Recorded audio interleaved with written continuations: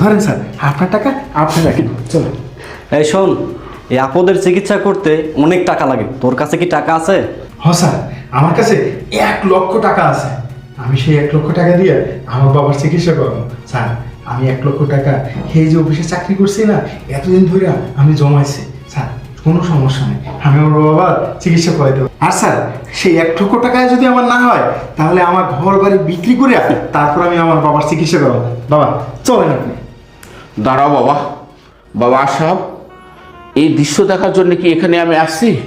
বাবা আশরাফ, তোর মনে আছে তোকে আমি মানুষ করতে গিয়ে, পড়াশোনা করতে গিয়ে আমার সয় সম্পদ, এমনকি ঘর বাড়ি সব কিছু বিক্রি করছি বাবা।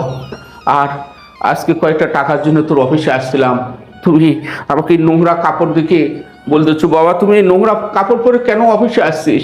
আর কয়েকটা টাকার বিনিময়ে তুমি আমাকে একজনের হাতে তুলে দিলে।